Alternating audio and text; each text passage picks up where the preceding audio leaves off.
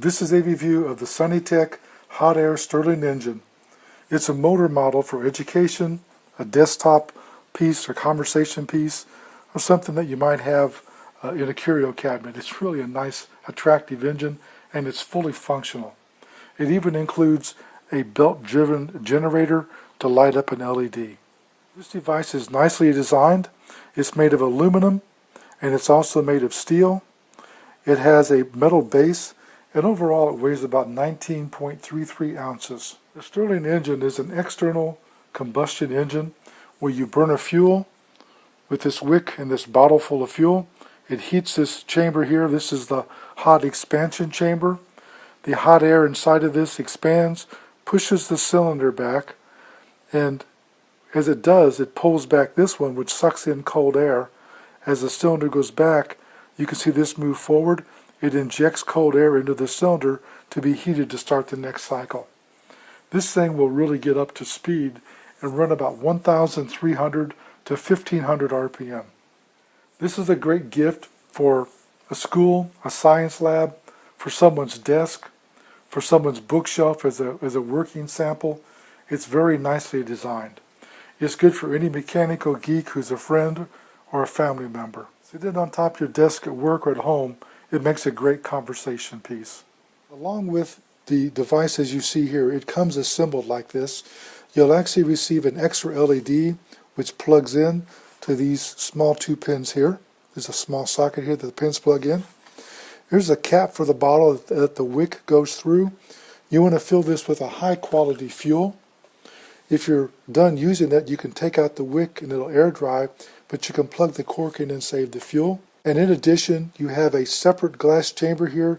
If you happen to break this or it cracks from heat or being dropped, then you can take this and replace this cylinder and put it back into working order. When you use something like this, you want to use a very efficient fuel. This is 95% denatured alcohol.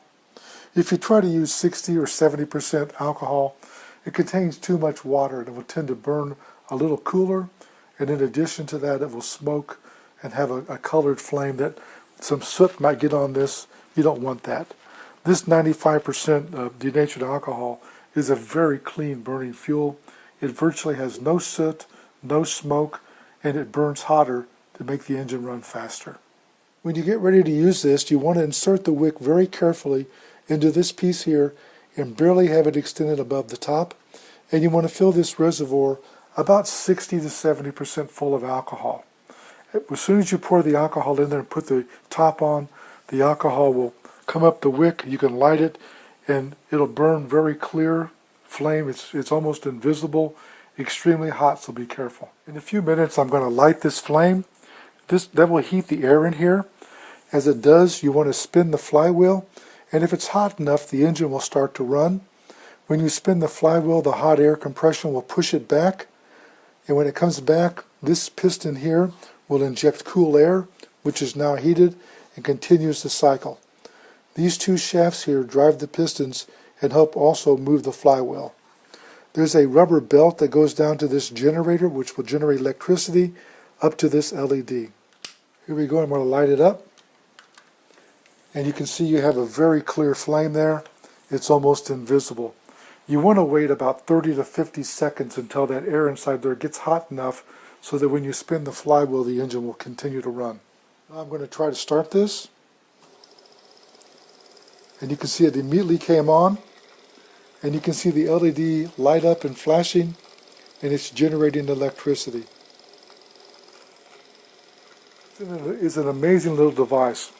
It shows how ingenuity uses simple gas like air to create motion, to create energy, and do work.